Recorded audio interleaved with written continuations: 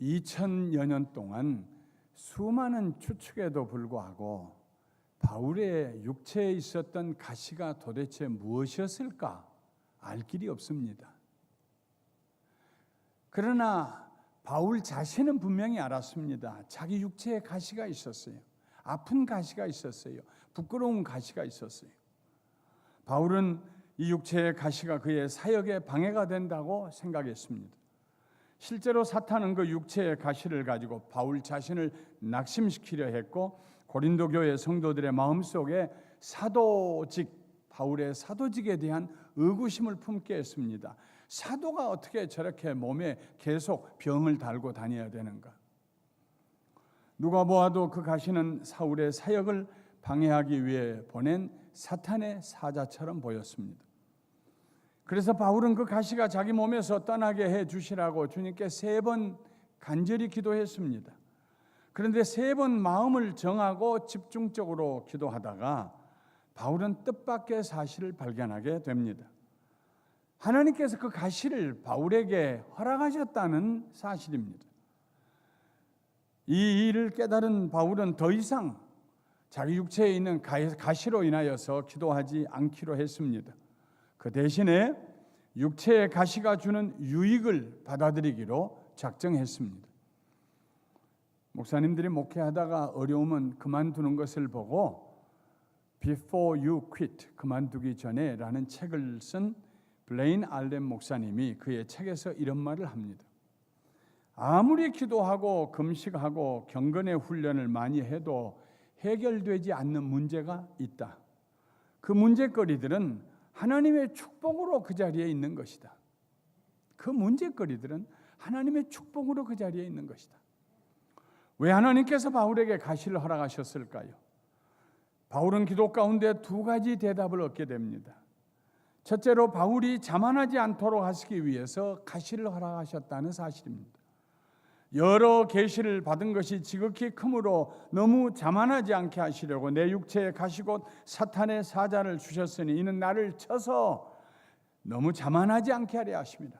너무라는 말이 중요합니다. 사람은 좀 자기를 스스로 존중히 여길 줄 알아야 돼요. 셀프 이스팀이 있어야 돼요. 그냥 자기를 땅바닥에 내팽개치고 난 아무것도 아니야 하고 좌절하고 절망하고 그렇게 사는 거 하나님 원치 않으십니다. 하나님은 그 형상과 모양대로 지으셨는데요. 좀 설 수 있어야 돼요.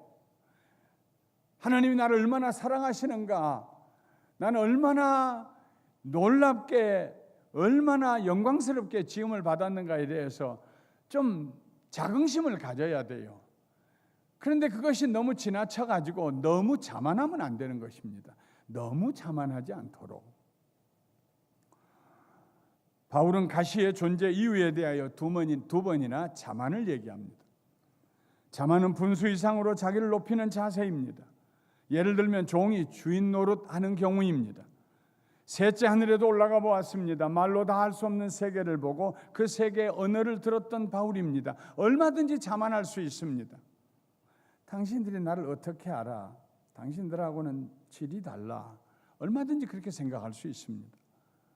더구나 유대주의자들이 그를 진짜 사도가 아니라고 비난하고 다닐 때에 그들이 나를 어떻게 알아요? 그들과 나는 비교할 수 없어요. 자만할 수 있습니다. 내가 너희들보다 더 낫다는 자만의 함정에 얼마든지 빠질 수 있습니다. 그런데 육체의 가시가 바울로 하여금 자만하지 못하게 했습니다. 하나님께서 가시를 통하여 바울을 겸허한 자리에 묶어 두셨습니다. 기도하면서 바울이 깨달은 2번째 사실은 자기 육체의 가시가 자기에게 오히려 축복이 된다는 것입니다. 바울은 기도 가운데 하나님의 음성을 들었습니다. 내 은혜가 너에게 족하도다. 이는 내 능력이 약한 데서 온전하여 짐이니라.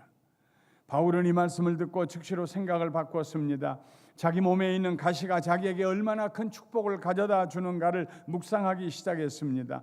하나님 앞에서 생각을 빨리 바꾸는 사람은 복 있는 사람입니다. 할렐루야. 만일 바울이 자만했더라면 하나님의 은혜가 그에게 머물러 있을 수 없었을 것입니다. 거북이 잔등처럼 자만했더라면 하나님의 은혜의 빗줄기가 거기 머물러 있을 수 없을 것입니다. 그의 사역은 마치 석양의 노을처럼 점점 메말라갔을 것이고 사라져갔을 것입니다. 바울이 강했더라면 하나님의 능력이 필요 없었을 것입니다. 자기 능력만 의지했을 것입니다. 하나님께서 바울의 삶 속에 개입하실 여지가 없었을 것입니다. 결국은 바울이 애쓰고 수고해도 아무 열매도 없는 그런 사도직을 감당해야 했을 것입니다. 그런데 연약함 때문에 바울은 하나님의 은혜가 필요했고, 하나님의 은혜가 임할 때에 바울에게 하나님의 능력이 임하여서 바울의 약함을 통하여 하나님의 능력이 강하게 나타날 수 있었습니다. 바울은 육체의 가시 때문에 이 가시 좀 없애 주시라고, 부끄럽다고, 고통스럽다고, 하나님 말씀 전하는데 방해가 된다고 하나님 앞에 기도하다가 세 번째 기도하다가 이 두 가지 사실을 깨닫게 됩니다. 나로 하여금 자만하지 않도록, 그리고 더 큰 은혜가 내게 임하여 하나님의 능력이 온전히 나타나도록 하나님께서 나에게 이 가시를 주셨다고 깨닫게 됩니다. 그렇게 깨닫고 나니까 가슴 속에 기쁨이 솟아올랐습니다. 기쁨이라는 말은 무엇을 좋게 생각한다, 아주 흡족하게 여긴다 하는 뜻입니다. 기쁨은 고통에 대한 바울의 태도를 바꿔놓았습니다. 이제는 오히려 기쁨 가운데서 그의 연약함을 자랑할 수 있게 되었습니다. 그의 연약함을 자랑하면 할수록 그는 더 겸손하게 되었고, 겸손하게 되면 될수록 하나님의 능력이 그에게 임하여서 그의 섬김을 통하여 하나님의 능력이 더 강하게 나타났습니다. 바울은 그래서 더 겸손하고 싶어졌습니다. 하나님의 능력을 더 보고 싶었습니다. 그래서 바울은 그때로부터 그 육체의 가시 곧 그의 연약함을 감추지 아니하고 자랑하기 시작했습니다. 알렘 목사님은 그러므로 내가 그리스도를 위하여 약한 것들과 능력과 궁핍과 박해와 공고를 기뻐하노니 이는 내가 약한 그때의 강함이라 하는 바울의 고백을 간단한 말로 요약을 했습니다. 괜찮지 않을 때에 괜찮다고 하기.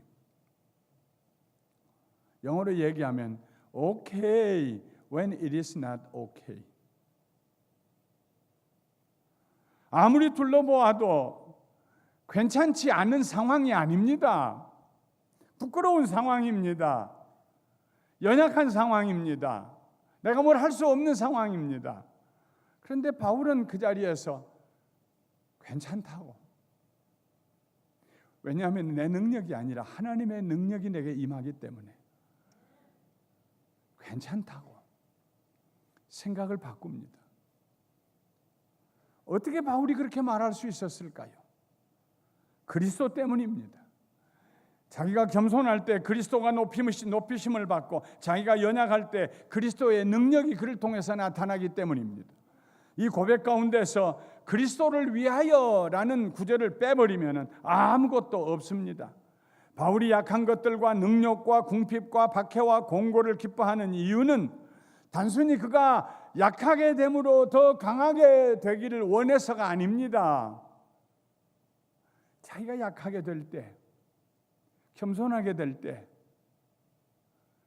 자기 안에서 그리스도가 영광을 받으시고 그리스도의 능력이 나타나시기 때문입니다. 바울의 소원은 단순히 강하게 되는 것이 아니었습니다. 물론 지금까지는 더 건강한 몸으로 주님을 위해서 일하기를 원했습니다. 그러나 이제는 내 몸에 그 가시가 연약함이 있다고 할지라도 그 가시 이상의 세계를 볼 수 있는 눈이 바울에게 열렸다는 말씀입니다.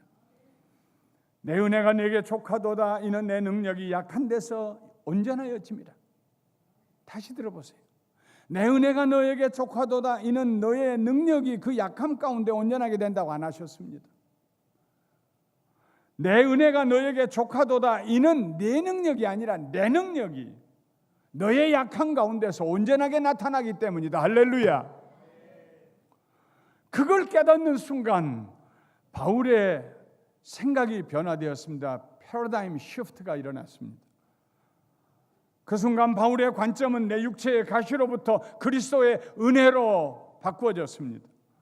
육체의 가시 때문에 자기의 능력이 충분히 나타나지 못하고 있다고 이제까지는 한탄했는데 그것이 아니었습니다. 중요한 것은 자기의 능력이 아니고 예수 그리스도의 능력이었습니다. 자기가 약할 때 그리스도의 은혜가 흘러넘치고 자기의 능력이 거의 무능력하게 무기력하게 느껴질 때 오히려 예수 그리스도의 능력이 온전하게 나타난다고 깨달았습니다. 바울은 그동안에 자신의 생각이 뭔가 심각하게 잘못되어 왔다는 사실을 깨닫게 됩니다. 너무 자기중심으로 생각을 해왔습니다. 그런데 주님께서 말씀하십니다. 아니야, 바울아, 나를 바라보아라. 네 중심이 아닌 내 중심으로 생각해 보아라. 내 능력이 중요한 거 아니다. 내 능력으로 할 수 있는 일이 무엇이냐? 내 능력이 중요하다. 내가 약할 때 내 능력이 너에게 온전히 나타나는 그 진리가 중요하다. 그것이 은혜란다. 자기 육체의 가시를 통하여 그리스도의 은혜가 더 온전하게 나타날 수 있다면, 자기를 만나는 사람들이 자기 육체의 가시를 보면서 오히려 그리스도의 은혜 가운데로 들어올 수만 있다면 그것으로 충분했습니다. 그것으로 만족했습니다. 주님, 됐어요. 그러면 됐어요. 내 육체에 가시가 있어도 그리스도의 능력이 나타나고 하나님의 은혜가 임하고 그리하여서 더 많은 사람들이 주께로 돌아갈 수만 있다면 됐어요. 아마 그 진리를 깨닫는 순간 바울은 울기 시작했을 것입니다. 무너지기 시작했을 것입니다. 우리에게도 이런 은혜의 순간이 다가올 때가 있습니다. 육체의 가시와 같은 문제로 씨름하다가 꼭 육체의 질병의 가시뿐만 아니라 인간관계의 가시, 사업하다 가시, 자식 때문에 오는 가시, 수많은 가시 때문에 씨름하다가 갑자기 씨름하던 삿밧줄을 놓고 내가 지금 뭐하고 있지? 왜 씨름하고 있지? 그래서 씨름하기를 그만두어 버리는 순간이 우리에게 올 때가 있습니다. 씨름해야 할 의미가 사라집니다. 그 가시가 제거되어야만 앞으로 나갈 수 있다고 생각했는데 가시가 있는 그 상태로도 얼마든지 앞으로 나갈 수 있다는 새로운 관점이 열리기 시작합니다. 무엇 때문에 그 가시와 그렇게 씨름을 하며 세월을 보내고 에너지를 소모했는지 스스로도 이해가 되지 않습니다. 내 배우자의 저 성품만 고쳐진다면 그것이 내게 가시여서 그거 고치려고 애를 썼던 씨름했던 그 세월이 무엇 때문에 그렇게 호송세월을 했는지 어느 순간에 무너지기 시작합니다. 괜찮아요, 주님. 그래도 괜찮아요. 그렇게 고백할 때가 우리에게 옵니다. 돌이켜보니 육체의 가시가 나를 붙잡고 있었던 것이 아니고 내 자신이 그 가시를 붙잡고 있었다는 것을 깨닫습니다. 그래서 놓아버립니다. 어느 순간, 정말 어느 순간 갑자기 깨달아집니다. 어느 순간 마음의 빗장이 벗겨집니다. 어느 순간 나아갈 새로운 땅이 눈앞에 전개됩니다. 그 순간이 바로 하나님의 은혜를 받는 시간입니다. 내 은혜가 내게 족하도다. 이는 내 능력이 약한 데서 너의 약한 그 자리에서 온전하게 나타남이니라. 그 은혜의 순간에 우리는 자유하게 됩니다. 자족하는 마음으로 기뻐하며 거룩한 산을 향하여 다시 뛰어가기 시작합니다. 뒤돌아보니 우리를 괴롭히던 육체의 가시, 우리를 붙들고 놓아주지 않는다고 생각했던 그 지긋지긋한 가시는 저 뒤에 가물가물하게 먼 곳에 그냥 그대로 놓여 있습니다. 그 은혜의 순간에 바울은 그리스도를 위하여 육체의 가시를 있는 그대로 그냥 받아들이며 감당하기로 결심합니다. 육체의 가시와 함께 가기로 작정합니다. 그렇게 생각을 바꾸고 나니까 기쁨이 솟아나고 오히려 육체의 가시가 자랑스럽게 여겨졌습니다. 바울은 더 이상 육체의 가시 때문에 그 자리에 머물러 서 있지 않기로 작정했습니다. 육체의 가시 때문에 오는 고통은 있는 그대로 놓아두고 그냥 앞으로 전진해 가기로 결심했습니다. 그러자 주님의 은혜가 임하는데 그 은혜가 고통을 이기게 해주셨습니다. 고통에 대한 바울의 자세가 바꿔지자 앞으로 나갈 수 있는 문이 열렸습니다. 주님께서 주시는 기쁨으로 그동안에는 최소한 5가지 길을 가로막고 있던 5개의 육중한 문들이 열리기 시작했습니다. 첫 번째 문은 약한 것들이었습니다. 바울은 이 약한 것들을 기쁨으로 넘어갔습니다. 문이 활짝 열렸습니다. 약한 것이라는 말은 아무것도 할 수 없는 영적 중환자실에 누워있는 상태를 말합니다. 온몸에 각종 의료기구들이 연결되어 있습니다. 호흡도 스스로 할 수 없어 기계의 도움을 받아야 합니다. 모든 도움이 끊어지고 모든 희망이 다 사라진 상태입니다. 그런데 바울은 그렇게 바닥을 친 자신의 연약함 가운데서 벌떡 일어나더니 자족하고 기뻐합니다. 하나님의 은혜 때문입니다. 그러자 그의 약함이 더 이상 그를 붙잡을 수가 없었습니다. 침대에서 내려와서 손발을 묶고 있던 약함이라는 밧줄을 풀어냅니다. 바울은 약한 그대로, 아직도 연약하지만 연약한 그대로 앞을 향하여 전진해 나갑니다. 그러자 그리스도의 강함이, 능력이 그에게 부어지고 그리스도의 강함이 그의 연약함을 등에 업고 나가기 시작합니다. 더 이상 약함은 보이지 않습니다. 오직 그리스도의 능력만 보입니다. 약함이라고 하는 육중한 문이 열렸습니다. 바울이 깨달았을 때, 내 은혜가 너에게 족하다. 내가 연약할 때 내 능력이 온전하게 나타난다는 그 진리를 깨달았을 때 약함이라고 하는 문이 열렸습니다. 두 번째 문은 능욕이었습니다. 능욕이라는 말의 원래 의미는 상처입니다. 육체의 상처보다도 우리를 아프게 하는 것이 마음의 상처입니다. 믿었던 사람들에게 배신을 당하고 사랑했던 사람들에게 비난을 받고 인생은 살면서 수많은 상처를 받고 살아갑니다. 육체의 상처는 치료되지만 마음의 상처는 자주 재발됩니다. 살다 보면 우리를 격려하고 칭찬하고 붙들어 주려는 사람들보다는 우리를 의기소침하게 하려는 사람들이 더 많다는 진리를 발견하게 됩니다. 그러나 하나님의 은혜가 우리에게 임할 때, 촉하게 임할 때, 우리는 우리를 비인격적으로 깔아뭉개려는 사람들 사이를 헤치고 가슴 펴고 당당하게 걸어나가게 됩니다. 능욕이라는 문을, 굳게 닫힌 문을 활짝 열고 나가게 됩니다. 전진해 가게 됩니다. 셋째 문은 궁핍이었습니다. 궁핍은 단순히 생활비가 부족하다는 것보다 훨씬 더 심각한 상태를 말합니다. 궁핍은 꼭 필요한 것들이 결여된 상태입니다. 건강이 궁핍합니다. 지혜가 모자랍니다. 능력도 부족합니다. 도와줄 사람도 없습니다.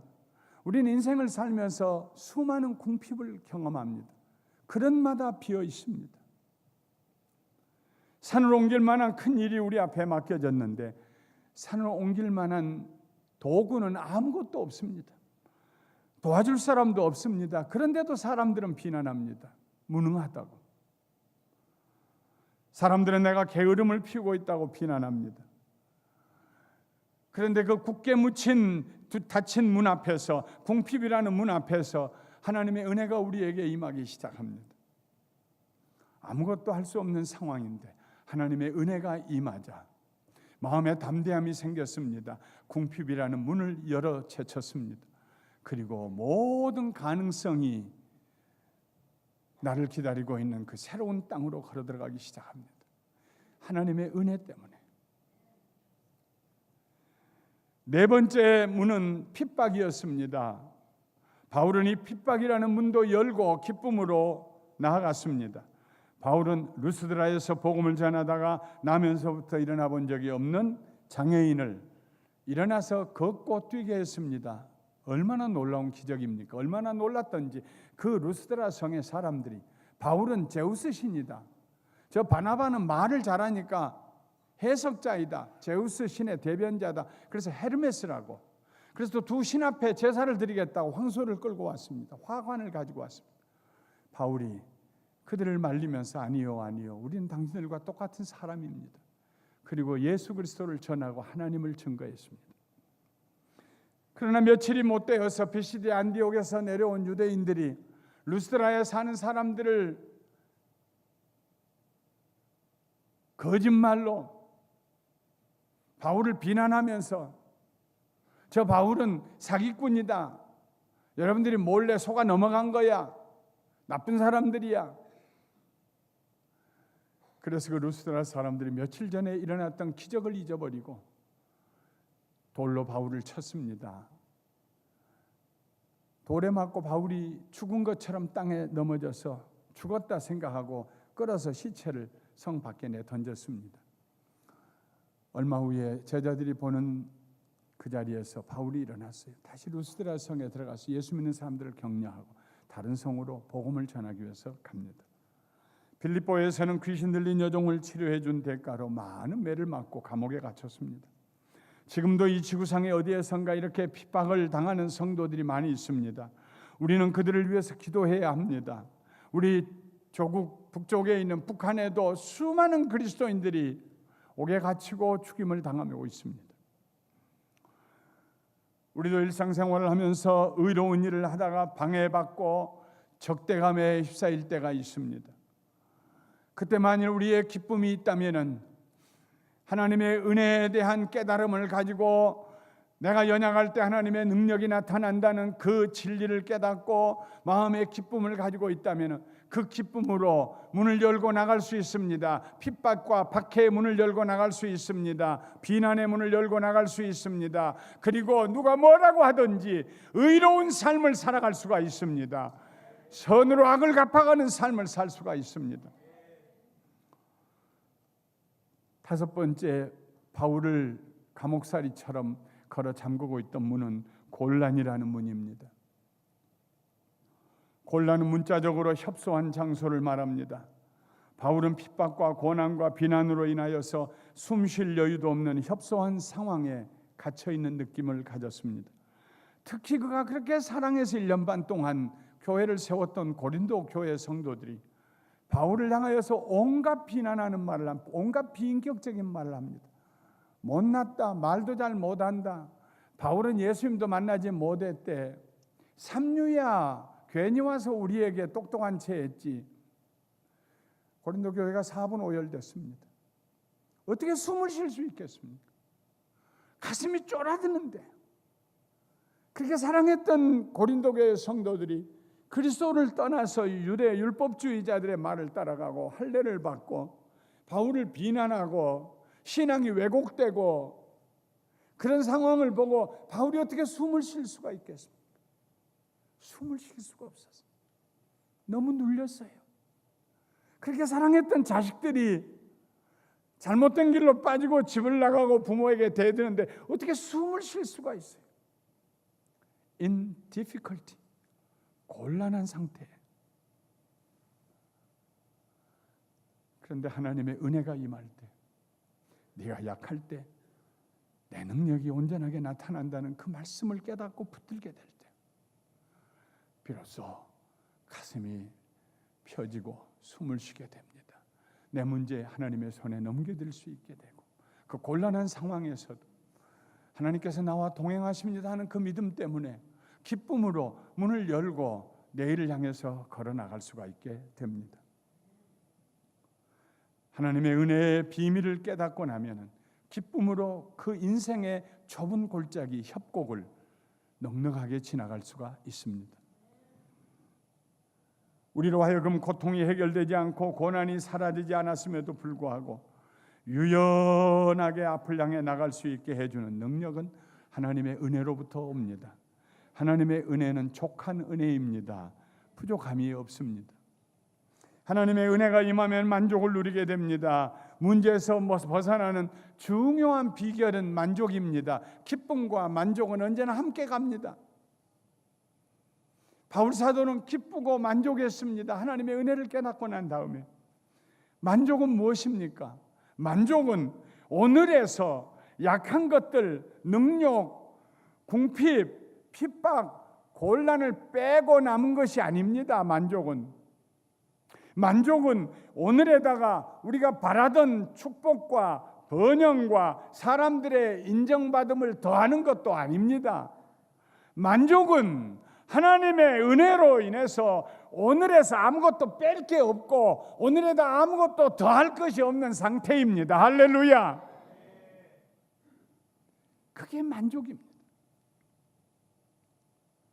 그게 하나님의 주시는 만족입니다. 하나님의 은혜가 족할 때 우리는 눈물에 젖은 상태에서도 만족합니다. 숨을 쉴 수 없는 상황에서도 만족합니다.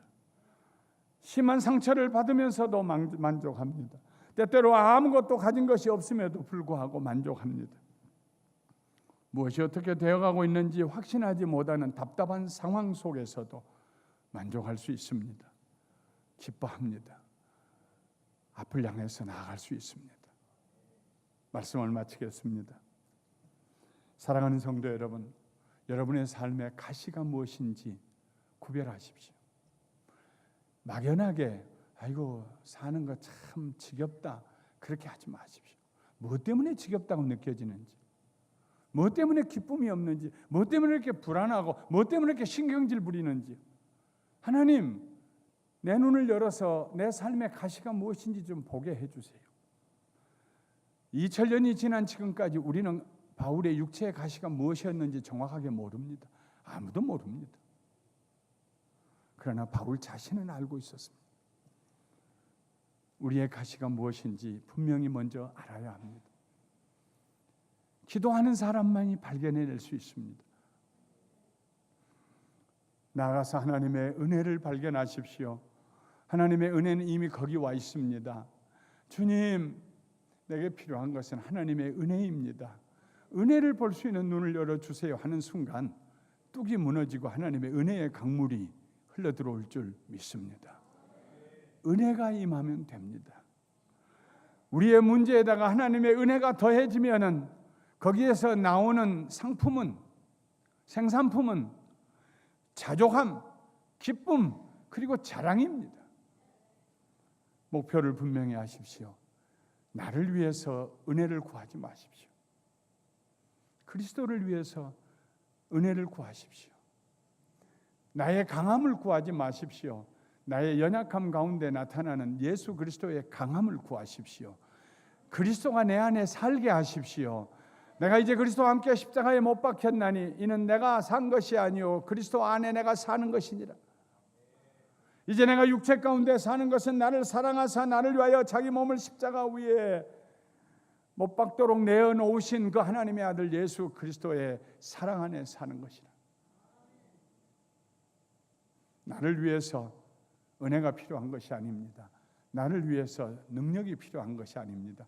내 안에 계신 예수 그리스도를 위해서, 나를 통해서 세상에 보여주실 예수 그리스도를 위하여서 주님 내게 은혜 더하여 주세요. 능력이 더하게 해주세요. 목표가 분명해져야 합니다. 문제는 그대로 놔두십시오.